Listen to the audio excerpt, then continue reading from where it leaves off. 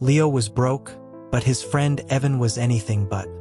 The year he was at his poorest, he crept over to Evan's dorm bed in the middle of the night, reaching for the packet of crackers on the nightstand. An arm snaked out and wrapped around him, pulling him close. Evan's voice was a low rasp, asking Leo to stay with him for a while. They'd been in the same classes since freshman year of high school. Back then, they didn't know any better, drawn together by a simple gravity. Mostly, it was Leo who did the clinging. Evan was his meal ticket, a lifeline. With his own parents out of the picture, Leo had been planning to drop out and find work in a factory after sophomore year. Then he'd met Evan, his new desk mate. Evan was the easygoing scion of some wealthy family, and the loose change that fell from his pockets was enough to feed Leo for days. So Leo became his shadow, an arm casually slung over Evan's shoulders. At lunch, Evan would glance at him, then wordlessly buy 2 meals instead of 1. Leo would grin, thanking his buddy, rubbing his short hair against Evan's neck like an overgrown cat. Evan would just shake his head, murmuring that it was nothing. Leo devoured his food, leaning back with a satisfied burp while Evan ate with a slow, deliberate grace. Leo wasn't in a hurry. He'd pull out a textbook, reviewing vocabulary while he waited. Could take 20 minutes for Evan to finish, but Leo would be right there, ready to follow him out. He stuck to Evan for more than just the food. It was also the way Evan smelled. Their dorm room housed 2 of them, and Leo always felt grimy and stale. Evan, however, always smelled incredible. From a distance, it was unnoticeable, but up close, there was a sweet, clean fragrance, like fresh blossoms. At first, Leo assumed it was cologne. Then he thought it was some fancy soap.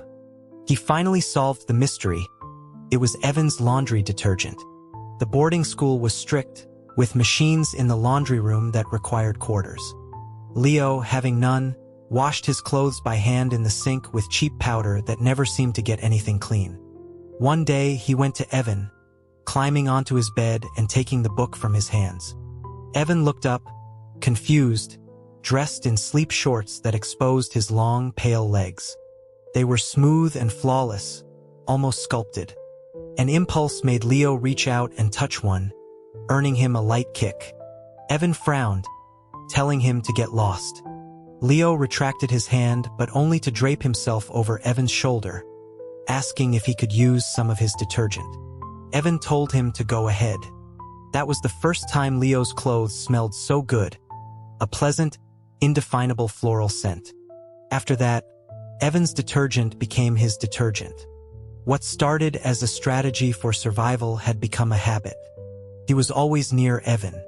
In class, the hot June breeze drifted through the open window, and Evan let out a sudden sneeze. Leo turned to look. Evan's nose was pink, a sure sign of a cold. Leo's gaze drifted down to the hand holding a pen, the knuckles distinct, the fingers slender, and the sliver of strong, fair wrist peeking from his sleeve. Leo reached out. Evan, dazed from his cold, just watched as Leo tugged his collar open a little wider. It confirmed what Leo already suspected. The kid was impossibly fair-skinned, his whole being like a smooth, polished stone, pale with a pinkish undertone. Evan asked in a husky voice what he was doing. Leo looked down, asking if he was sick. Evan admitted he was feeling a little off. Leo told him to give him some money so he could get him medicine after class. Evan nodded, pulling his wallet from his pocket and handing Leo a few bills. He hesitated, then gave him his debit card too. Leo was surprised when Evan told him to withdraw $500, giving him the PIN, 910208. The plastic felt hot in his hand. He meant to give it back, but a piece of chalk hit him square between the eyes, bouncing onto the desk. The math teacher warned him that if he had more to say, he could say it outside. Leo hunched over his test paper, silenced. The break was only 20 minutes. The campus clinic was on the south side. He sprinted across the pedestrian bridge, grabbed the medicine, then hit the ATM. By the time he got back to class, there were 6 minutes to spare. Evan was slumped over his desk. Leo woke him, pouring hot water back and forth between 2 cups until it was lukewarm. Evan grimaced but took the pills, swallowing them in one practiced gulp. Amid the summer clamor of the classroom, Leo saw a single tear squeeze from the corner of Evan's eye from the bitterness. The girl in front of them turned, saw it, and offered Evan a piece of candy from her desk. The heat was oppressive. Leo couldn't sit still, so he went to refill the water kettle. When he returned, the girl was saying something that made Evan smile. Leo walked over and topped off Evan's cup. For a long stretch of that summer, Evan was perpetually unwell, cycling between colds and fevers. During a 3-day weekend, Leo managed to drag him to a clinic. Evan hadn't wanted to go, but Leo's persistence wore him down. Leo waited anxiously for the results while Evan leaned back in a waiting room chair, his eyes listlessly following the nurses. After paying extra to rush the tests, they left with a printout. Leo stared at a single line on the paper, his mind going quiet. Critically low immune function. Severe anemia. All that worry for nothing. He'd imagined some terrible, fatal disease. Evan saw the look on his face and glanced at the paper in his hand, a small laugh escaping him. He told Leo he could relax now, teasing him for being such a mother hen lately.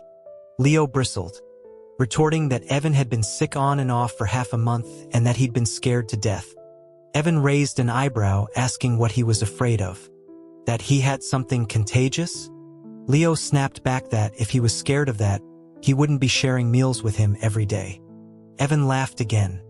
Leo ignored him, grabbing his arm and pulling him along, suggesting Evan stay at his place for the night. Evan shook his head, refusing. Leo insisted, wrapping an arm around his waist and steering him toward the bus stop. Evan shot him a glare, looking like he wanted to curse him out but holding back, likely because he knew Leo meant well. He just mumbled about how pushy Leo was.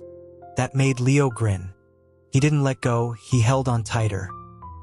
He declared that there was nothing wrong with how he was, tapping his own cheek and leaning in close to Evan's face, asking if he wasn't handsome. Evan just looked at him like he was insane. Leo didn't care.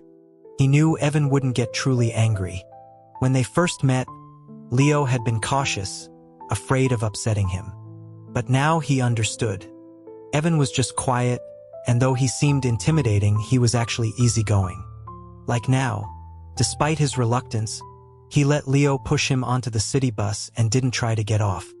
Leo's house was in a crumbling part of the city, a self-built brick duplex in a neighborhood perpetually rumored for demolition but never touched. With no developers interested, the area had gone to seed.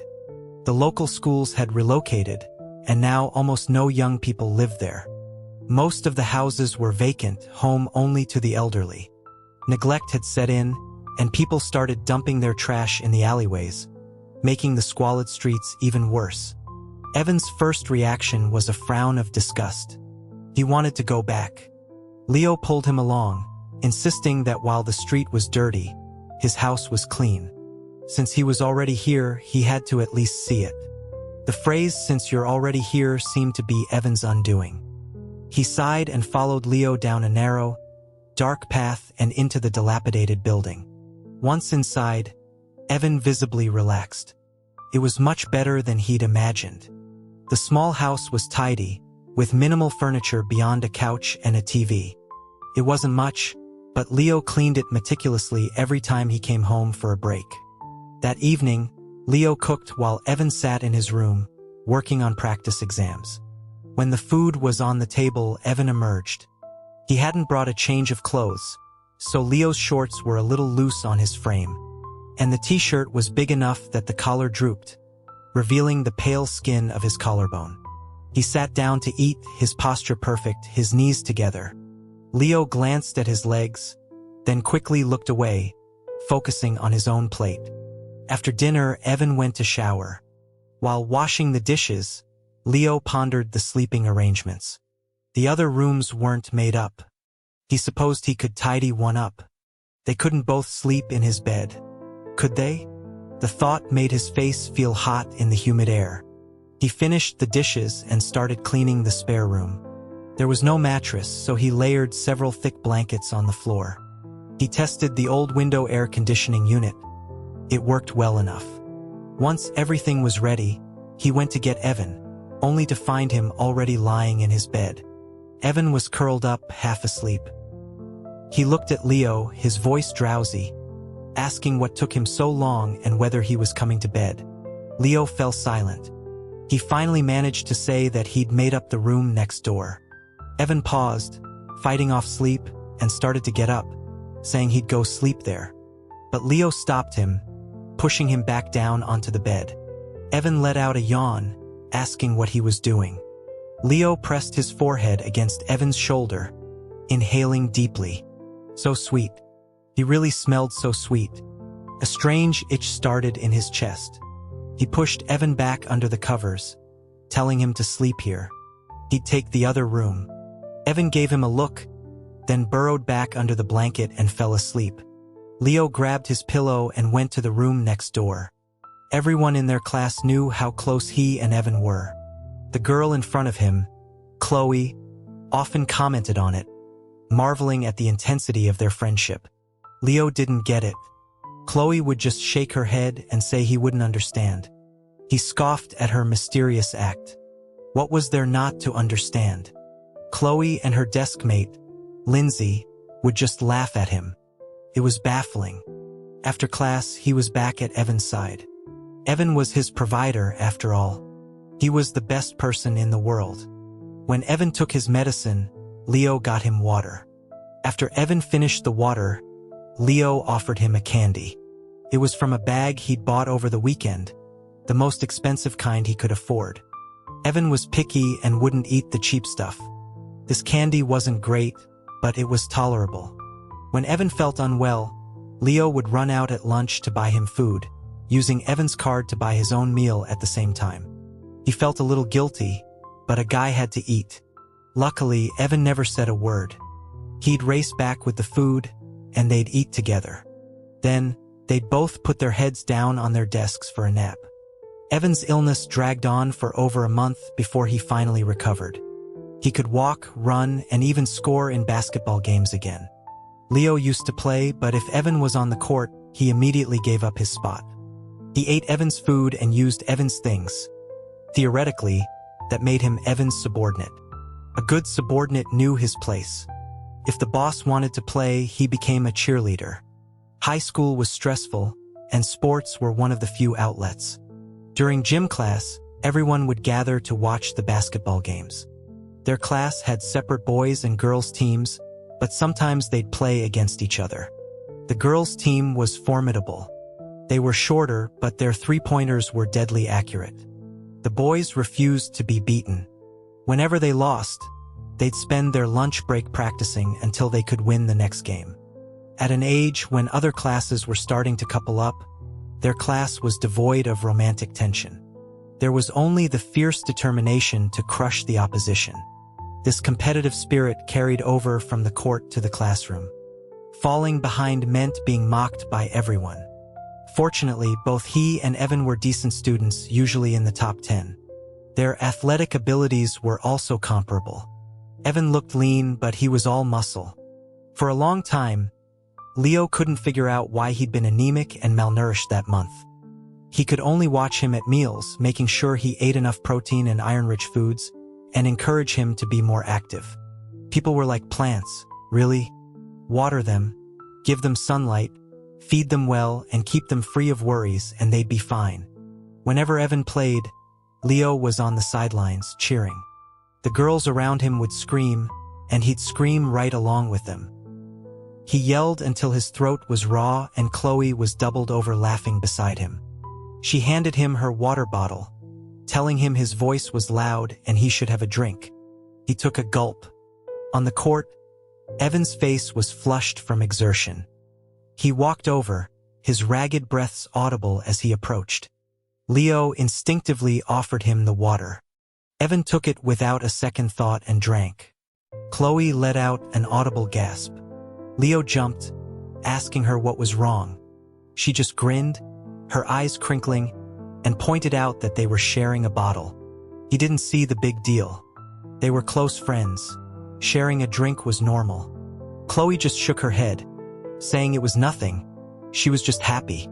Then she and Lindsay walked away, still smiling. He wondered what she was laughing about.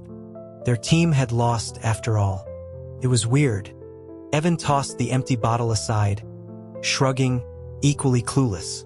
He asked what was for lunch, saying he was in the mood for a Philly cheesesteak. Leo reflexively leaned in close, but Evan pushed him away, complaining that he was all sweaty. Leo stubbornly grabbed him again, hooking his chin over Evan's shoulder and his arms around his waist. He commented again on how good Evan always smelled. Evan replied flatly that it was just the detergent. Leo was puzzled. He used the exact same one, but Evan's scent was different, better. It was more than just the laundry soap. There was something else he couldn't quite put his finger on, something that drew him in. Before he could dwell on it, Evan pulled him away and dragged him off to lunch. High school crawled by. It was tough, but he reminded himself that's what it was supposed to be, so there was no point in complaining. He kept his head down and studied, occasionally glancing at the clock on the wall, willing it to move faster, wishing he was already grown up. Then he'd console himself that it was only 3 years. But something happened before the 3 years were up, on a snowy day during his junior year. The cafeteria served chili for dinner. The sky had already darkened before the evening study session began. On their way back to the dorm, he and Evan saw a woman standing at the school gate. She said something to the security guard, who let her in. As they crossed the overpass, the woman stopped them, asking if they knew where the junior classrooms were. When she learned they were in the same class, she asked if they knew Marcus Kane. Marcus was their class president, a brilliant student. Leo looked at the woman. Her hair was a mess, her lips were chapped, but her eyes were red-rimmed. He assumed she was Marcus's mother and was about to lead the way when Evan pulled him back. Evan told the woman they were busy and that she should ask someone else. He dragged Leo away with surprising force, not letting him speak to her again. Leo didn't understand, but he followed. Evan took him to the campus bookstore to buy practice tests. Leo was confused, but one look at Evan's impassive face silenced his questions. They returned to the classroom late, just before the final bell. The room was in chaos. He saw the woman again. She was at the door, shouting, while their homeroom teacher stood in front of Marcus, trying to de-escalate. The teacher urged the parent to calm down, but the woman was hysterical. She screamed about how they'd sacrificed everything for their son, only for him to spend all their money on this pervert. She called him disgusting, a boy writing love letters to her son, a disgusting homosexual. Leo froze. Marcus stood by the door, his head bowed, silent. There were fresh scratches on his face, bleeding. The teacher was struggling to hold the woman back. Leo instinctively moved to help, and Evan came with him. A few other students from the front rows joined in. It was a clumsy effort. The boys formed a barrier around Marcus while the girls tried to reason with the mother, insisting there must be a misunderstanding, that Marcus was a great student and wouldn't take money from anyone. Eventually, security arrived and escorted the woman away. Leo and Evan took Marcus to the clinic. Up close, Leo saw the marks weren't just on his face. There were bruises on his neck too. Marcus didn't say a word the entire way. Leo wanted to break the silence but didn't know how. How could he ask if he was gay?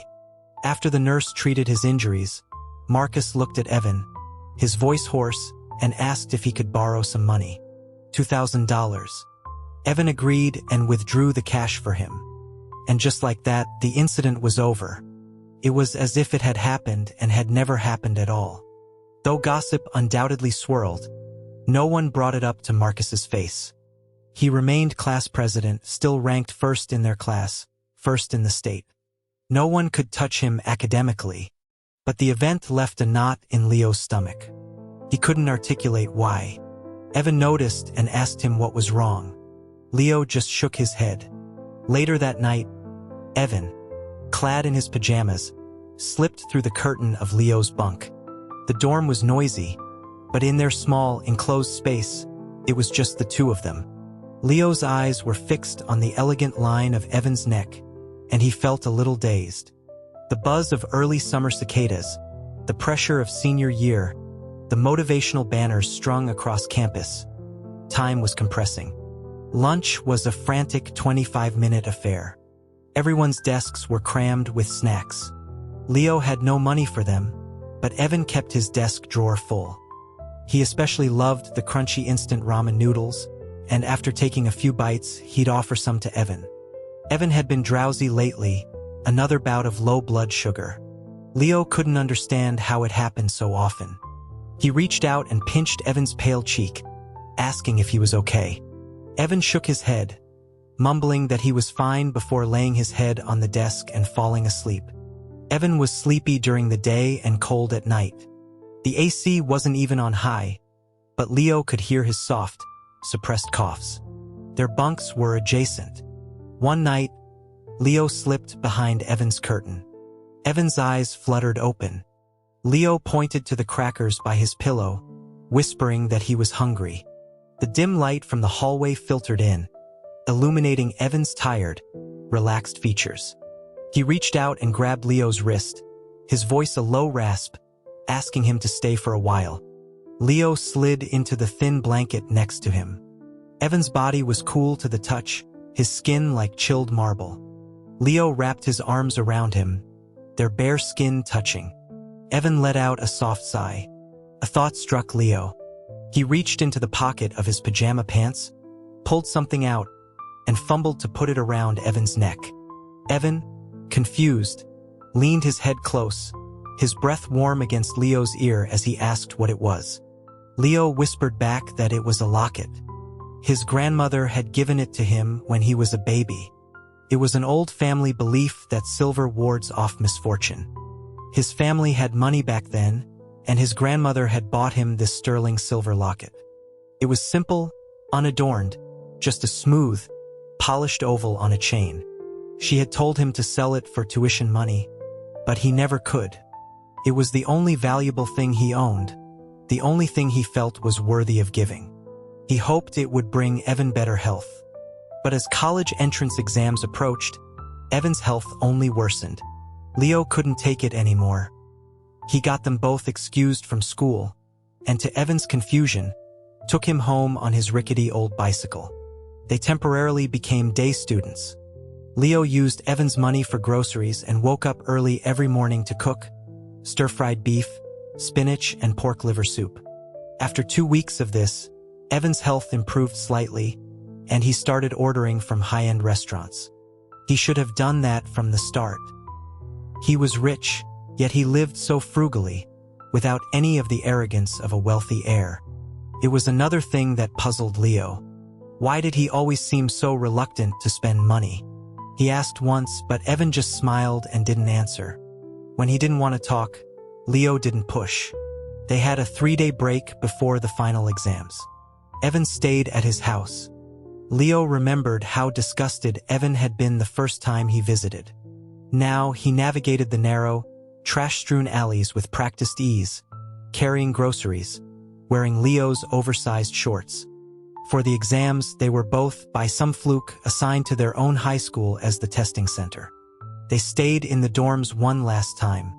The day the exams ended, Leo was the first one out. He sprinted back to the dorm, and when he returned, Evan was waiting by the school gate as expected. He was on the phone but looked up and saw Leo running towards him, a bouquet of flowers in his arms. He smiled, ended the call, and yelled Leo's name. Leo crashed into him, hugging him tightly. He wished him a happy graduation. Evan laughed and hugged him back, returning the sentiment. The day of graduation, Evan was picked up by a car and taken home. The day of his own graduation, Leo went straight to a construction site. After that brief exchange, he never got a chance to speak to Evan again. He barely even saw him. The only time was on the day they picked up their college acceptance letters. He caught a glimpse of him in the crowded school entrance, but before he could call out, Evan was gone, whisked away in another car.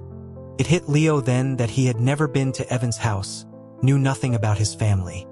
A wave of dejection washed over him. The summer passed quickly. At the end of August, he quit his job, taking the $8,000 he'd earned hauling bricks for 2 months, and left the city he'd lived in for over a decade. He'd chosen a university far away in the South. There was no special reason, other than Evan mentioning he wanted to see the South. He had applied to the same school, the same program. He arrived early, but Evan was nowhere to be seen. Even after classes officially started, there was no sign of him. He went to the department advisor, who, after checking the records, informed him that Evan had deferred his admission for a year. Leo left the office feeling a strange mix of anger and disappointment, trying to reassure himself that something must have come up. Evan had promised they'd see each other at college. Evan arrived in the early winter. He was wrapped in a thick scarf, his face pale. Leo walked into his dorm room, and there he was, sitting in Leo's desk chair. He looked exhausted, as if he'd traveled a long, hard road. He turned his head, and a smile broke across his weary face. He said Leo's name. Leo walked over, a knot of unspoken grievances tightening in his chest. Why was he so late? Why did he look so broken? He closed the distance and embraced him, and felt Evan's hand gently stroke his hair. Because he arrived so late, Evan was assigned to a new, mostly empty dorm. That night, Leo moved in with him. After his shower, he climbed into Evan's bed as if it were the most natural thing in the world. Evan sounded amused but tired, asking why he was making himself at home, saying he didn't need a bed warmer anymore. Leo pretended not to hear him. Evan was too exhausted to argue further. Leo snuggled closer, wrapping his arms around him. He was thinner now, so thin Leo could encircle him completely. Evan shifted uncomfortably, trying to pull away, but Leo only held him tighter. His breathing hitched, and his eyes fluttered open. He whispered for Leo to loosen his grip. Leo eased up a little. The chain of the locket slipped out from under his collar. The silver charm landed coolly in Leo's palm. All that nonsense about warding off bad luck was a lie. He was so healthy, so why was Evan always sick? Sensing a shift in the mood, Evan froze, then sat up. He gently brushed the hair from Leo's forehead and used his phone's flashlight to get a better look, his expression softening when he saw Leo's red-rimmed eyes. He was quiet for a long moment before cupping Leo's face, telling him not to cry, that he was fine. He teased him gently about when he'd become such a crybaby. Leo turned his head away, snatching the phone, turning off the light, and tossing it aside. He pulled Evan back down into his arms, burying his face in the crook of his neck, breathing in the scent of cool skin and clean soap. After a long silence, he finally spoke. He told Evan he was in love with him. Evan went rigid in his arms. He didn't say a word. Leo moved closer to kiss him, but Evan instinctively turned his head away. Leo held him tighter, sitting up and cupping his chin to kiss him firmly. Evan's eyes seemed to widen in shock, and then he slapped him. Leo tested the inside of his cheek with his tongue. It didn't even sting. He must not have used any force. To test his theory, he leaned in and kissed him again. He was met with another soft slap. In the quiet that followed, he heard Evan mutter that his saliva was gross. Through the faint light from the hallway, Leo could see his brow was deeply furrowed. He moved closer, his lips brushing Evan's ear, asking if he found him disgusting. Evan didn't answer. Leo whispered again, pleading with him not to be disgusted, that he was clean, that he loved him. Evan's breath hitched against his shoulder. Evan had become incredibly delicate. He was lazy about everything. Leo brought him his meals, did his laundry, and even signed him in for classes. Realizing how useful Leo was, Evan seemed content to let him do everything short of bathing for him. They were both majoring in software engineering. Since Evan had missed half a semester, he spent most of his time in the dorm, catching up on his reading and practicing coding. Leo, on top of his own classes, had taken a part-time job tutoring a middle schooler in math. One evening, exhausted, he opened their dorm room door to find Evan lounging on his bed. He was propped up against Leo's pillows, His long legs crossed at the ankle, dangling off the end. He was tall and his legs were long and pale. But Leo was determined not to be swayed by his beauty. He walked expressionlessly towards the bathroom. Evan glanced up at him. Leo ignored the look. A moment later, Evan laughed. Such a gentleman, he teased. His laugh was too beautiful. Leo swallowed hard and kept walking. Suddenly, a leg shot out and hooked around his ankle. That was it. He was going to report this to the highest authorities. The winters in the south were snowless but brutally cold, a damp chill that seeped into your bones. As the holidays approached, Leo picked up another part-time job and started taking on small coding gigs online. He was busier than ever, so much so that Evan finally intervened. He offered to pay off Leo's student loans, but Leo refused. He was an adult now, he could earn his own money. Besides, he needed to save up. He wanted Evan to spend the holidays with him this year, and he wanted to make it comfortable. His grades were good, so he'd received a scholarship, and with the money from his jobs and his minimal expenses, he'd managed to save nearly $20,000 by the time the winter break started.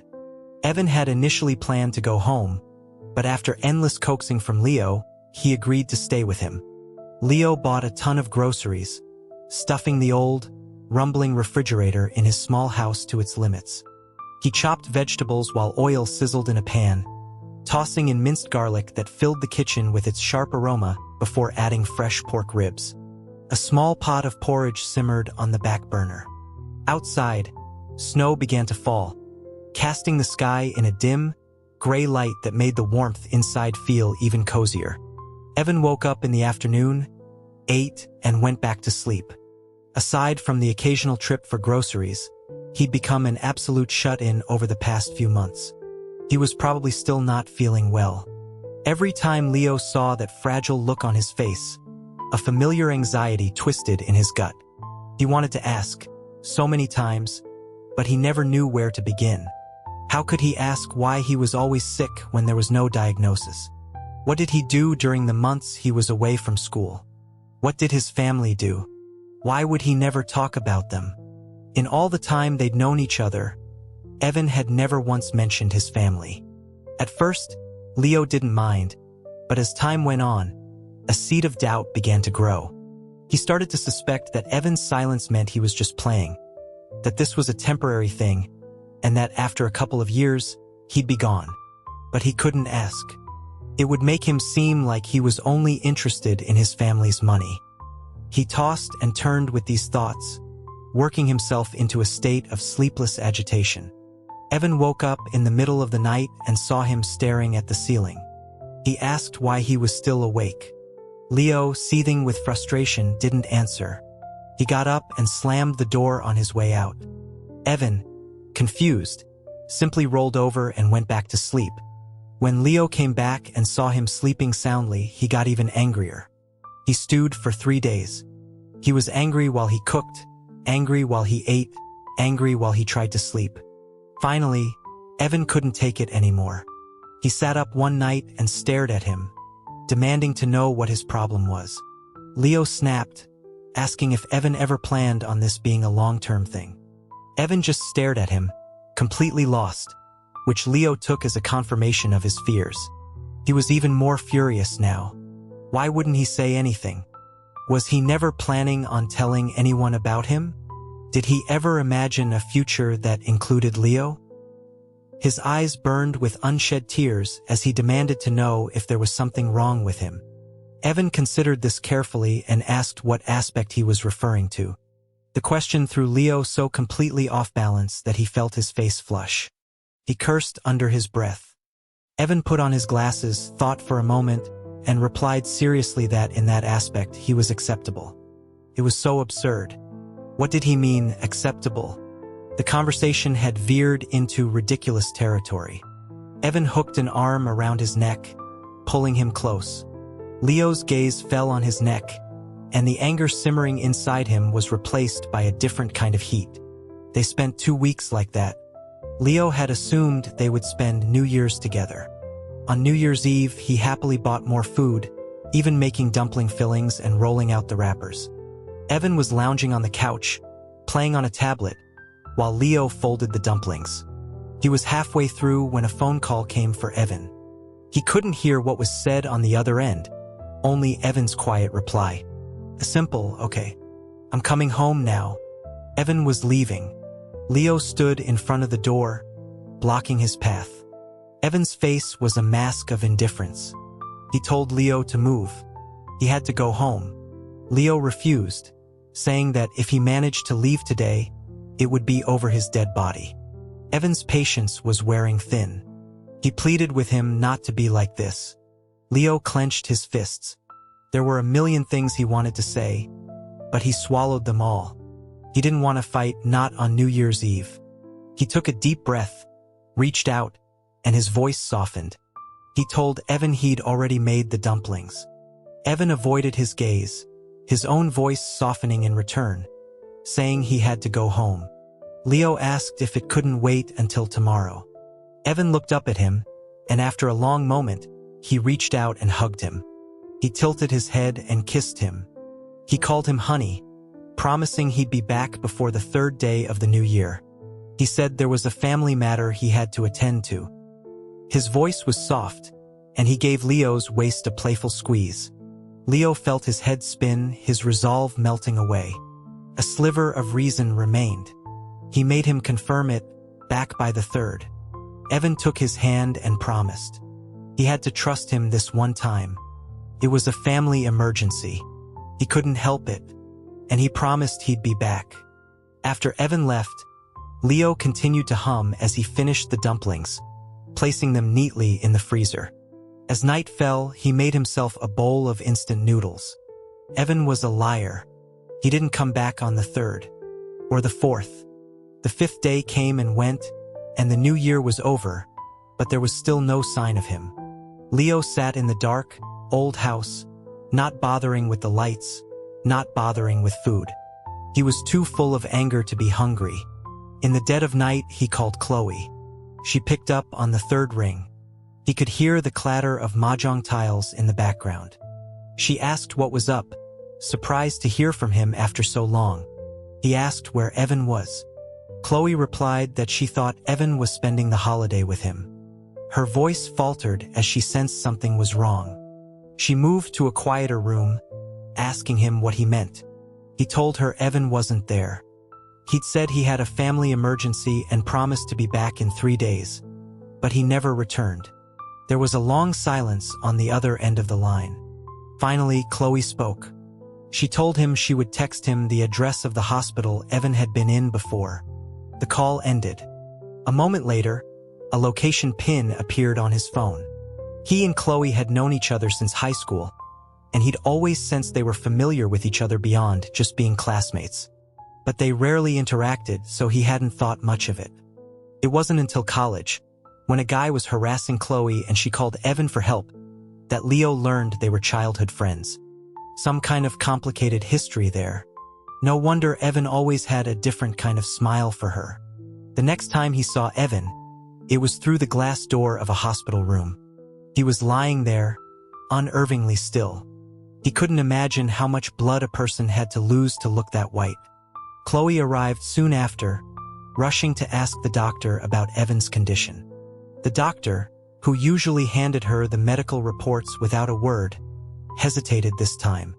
He explained that while no major damage had been done, the long-term effects of his frequent blood donations were taking a toll. He'd warned Evan's father about this before, but Mr.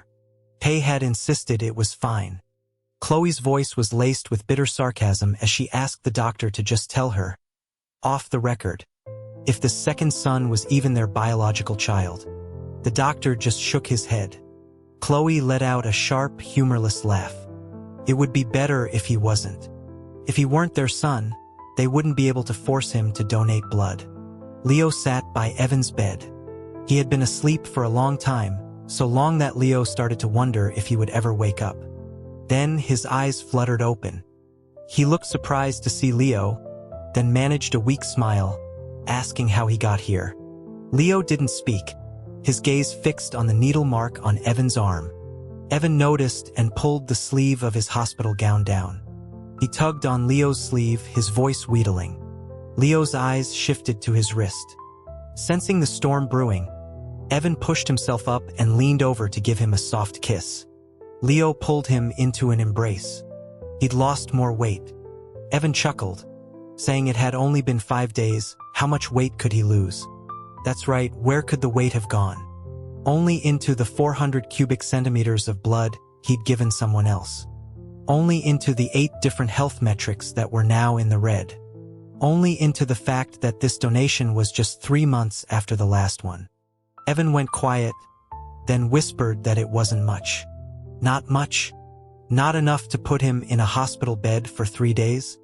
Evan clearly didn't want to talk about it, telling him to drop it, that he was fine. Leo's voice was low and dangerous. He said that if Evan was fine, then he had a problem.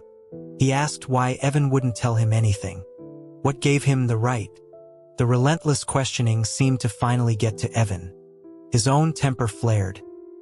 He looked up, his brow furrowed, and told Leo to stop being hysterical. This was his business. What good would telling Leo do? Could he donate blood in his place?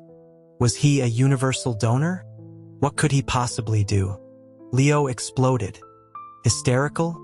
Right, he was hysterical.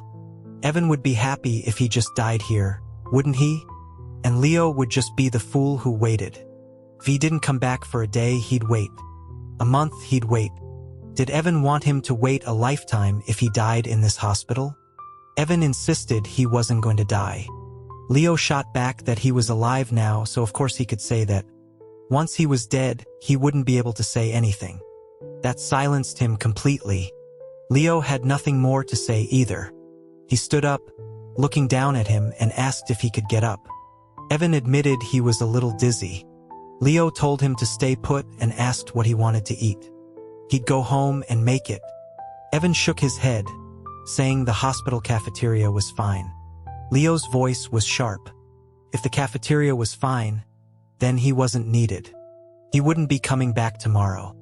It was too much trouble running back and forth, only to be questioned about what good he was. Evan looked at him, speechless, only sensing that Leo's words were laced with an unusual bitterness. Since he didn't request anything, Leo went home to cook anyway. He dug out his old bicycle. The hospital wasn't far, only about 3 miles. He could make it in 20 minutes if he pedaled fast. The small electric stove at his house was too slow, so he bought a pressure cooker. He made chicken soup with dates and goji berries, pork knuckle soup with soybeans, lamb soup with medicinal herbs. He even called his mother, whom he hadn't spoken to in years, for detailed advice on what she ate to recover after childbirth. Blood replenishment was blood replenishment. What his mother ate then, Evan ate now. He brought meals every day for a week. Some color returned to Evan's face. The day he was discharged, no one from his family came. They sent a housekeeper with a pot of chicken soup as a token gesture, her words subtly hinting at the next donation.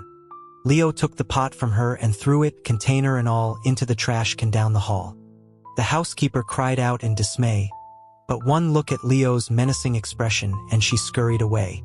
He still didn't know the full story of Evan's family, and he didn't want to ask. If Evan didn't want to say, he wouldn't. Just as he'd said, it was their business, and Leo couldn't control it. He wasn't there from the beginning. But as long as Evan was his boyfriend, something like this could not happen a second time. It didn't take long for Evan to recover. At his age, he bounced back quickly. But at home, he was still lethargic, like a delicate white lotus from a snowy mountain. Beautiful, but fragile. He was so delicate that a gust of wind would make him cough, a drop of rain would give him a fever, and a bite of something cold in the morning would result in a headache and stomachache. His fragility was becoming alarming, to the point where Leo watched him constantly. Before Evan even got out of bed, Leo would have his slippers waiting. When he went to the bathroom, the water would already be drawn for him. He was shocked to find his toothbrush already prepared with a special toothpaste for sensitive gums.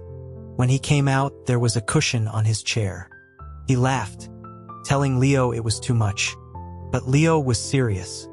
As long as he was around, Evan would not get sick again. Before the new semester started, Leo had managed to put some weight back on the ancestor. His blood count was better too. Just in case, he took him to an old traditional Chinese medicine doctor, a friend of his grandmother's, who prescribed him a mountain of blood-enriching herbs. When they left for school, Evan carried a large suitcase of clothes. Leo carried a large suitcase full of medicine. As for his own clothes, he could just borrow Evan's. What was Evan's was his. When you thought about it, Evan himself was his. He couldn't help but smile at the thought. On the train, Evan noticed his goofy grin and asked him why he was blushing. Leo looked away, touching his nose, and mumbled that it was nothing. To brew the medicine, Leo rented a small studio with a kitchen near the campus. It was old and run down, so the rent was only $200 a month. He spent some time cleaning it up, and they would sometimes spend weekends there. Lying in the newly rented room, Evan remarked that Leo was amazing at fixing up places, asking how he managed to make it so clean and stylish.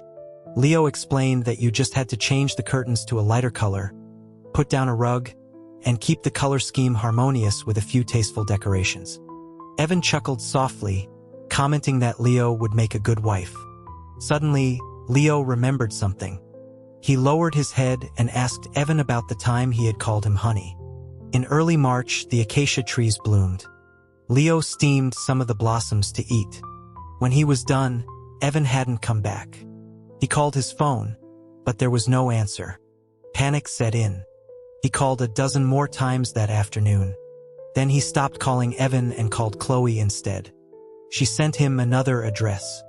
Rich people, they all like to build their houses in quiet, remote places, as if that would keep them safe, as if the things they'd done would cease to exist.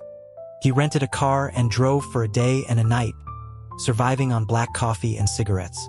The direct road to their house was blocked by security guards. So he went on foot, climbing over 4 mountains until he saw it. A beautiful mansion nestled in the center of a mountain, shrouded in mist. He didn't know how many cigarettes he'd smoked, but he couldn't calm down without them. This was only a month after the last time. What were they trying to do? Kill him? The property was surrounded by an electric fence, but he found a gap in the back, seemingly broken and not yet repaired. He climbed over, landing in a field of peonies. He didn't have time to admire them. He hid, then made his way to the house. He didn't remember how he got inside, only that he pulled a stunned Evan behind him. A security guard moved to grab him, but froze at the sight of the stun gun in his hand. Leo pointed it at the young man in the wheelchair. The guards didn't move. The young man looked at him, his expression one of serious curiosity. He introduced himself as Julian, Evan's brother. Leo didn't move, but he frowned at the resemblance. Julian looked like Evan, only paler, a bloodless white. He wasn't afraid. In fact, he seemed intrigued, asking if Leo was his brother's partner. For some reason, the phrase meeting the family popped into Leo's head. He shook it off, saying he was taking Evan with him. Julian readily agreed, even offering to let him take them both. He enthusiastically handed Leo the keys to a Range Rover. Leo looked at Evan, who didn't respond. So he took Evan and he took Julian too. It seemed to work. With Julian in the car, the guards didn't stop them. He drove the ostentatious SUV all the way back to their campus. Evan carried Julian, who was surprisingly light, out of the car in his arms. Leo felt a pang of jealousy. Evan had never carried him like that. Since it was a double room, Julian naturally took over Evan's bed, and Evan slept with Leo. But it was just sleeping. Leo grew more frustrated. Their life as a couple had become a threesome. Evan took his brother everywhere, to class, on their evening walks. Leo's initial curiosity curdled into annoyance. He texted Evan, asking if they could ever be alone, if Julian couldn't just stay in the dorm by himself. The answer was no. He would try to kill himself. Leo looked over at Julian, who was sitting in his wheelchair, smiling up at the sky, his face pale, the scars on his wrists visible. He was a huge problem. Julian's parents eventually came to pick him up. The middle-aged couple fussed over their eldest son, not sparing a single glance for Evan. As he was getting into the car, Julian waved, calling out goodbye to his brother and his partner. With the troublemaker gone, Leo pulled Evan into a deep kiss the moment they were back in their room. Evan collapsed onto the bed, curling into a ball. Leo lay down beside him, their foreheads touching. Evan's eyes were downcast, his voice hoarse. He said he would tell his story once, and if Leo didn't hear it all, he wasn't allowed to ask again. Leo told him to wait, that he was going to record it. He took out his phone, but Evan stopped him, turning off the recording. He nestled against his chest, murmuring not to record it. He didn't want to hear it a second time. It was too painful. He told Leo he grew up with his mother. She was beautiful and many men were drawn to her, including his father. She became his father's mistress. His father had many mistresses and at least 7 or 8 illegitimate children, so Evan's birth was nothing special. His father gave his mother $30,000 a month to raise him, but she was more interested in mahjong and manicures than motherhood. She would lock him in the apartment, feeding him only when she remembered. The most hunger he ever knew was in his childhood. He was skinny and ugly. The first time he met Julian, Julian said he looked like an ugly monkey. He paused, and Leo tightened his grip on his waist, nuzzling his hair, telling him he was beautiful.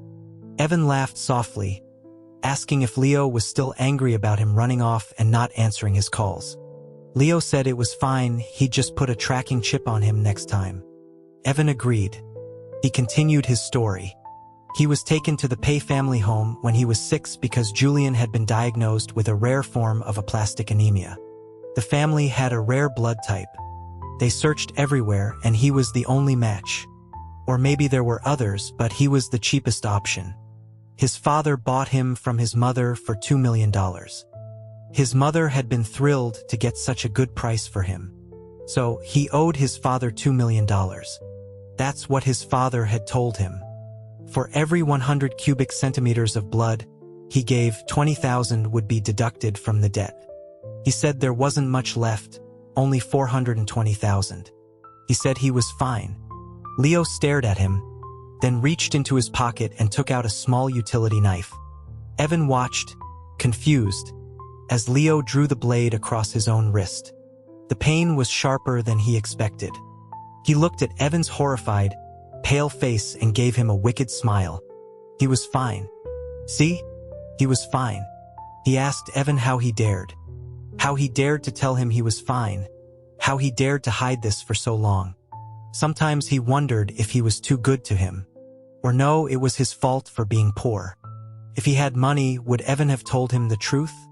Evan clutched at Leo's shirt, his voice trembling, saying there was too much blood. Leo called an ambulance. Lying in the back of it, he held Evan's hand, his voice raspy as he asked his last question. 910,208. What did it mean? Evan was silent, but Leo squeezed his hand tighter, demanding the truth.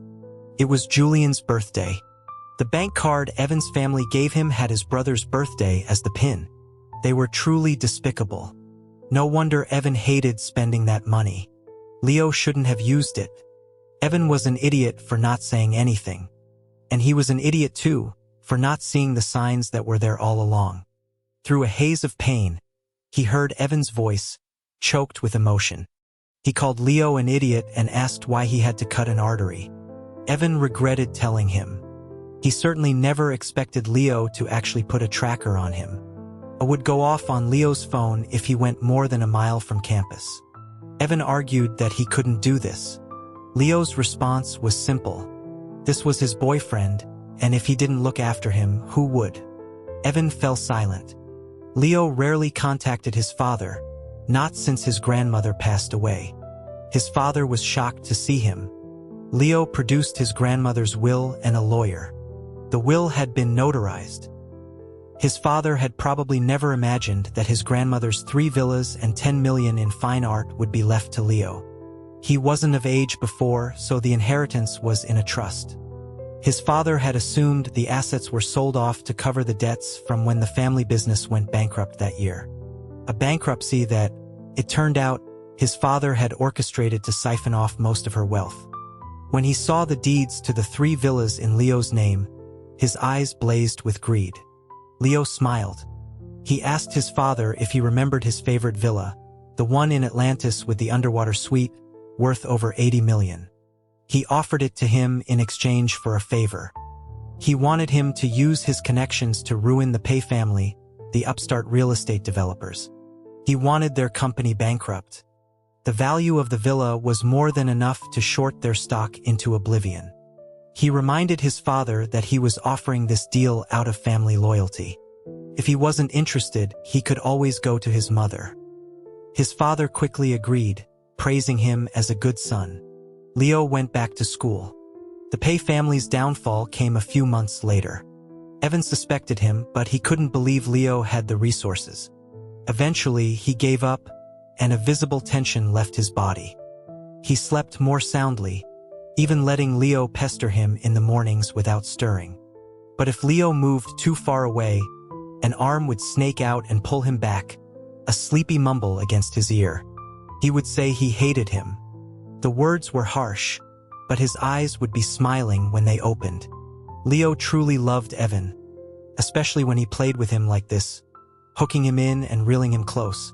He'd loved it before, and he loved it even more now.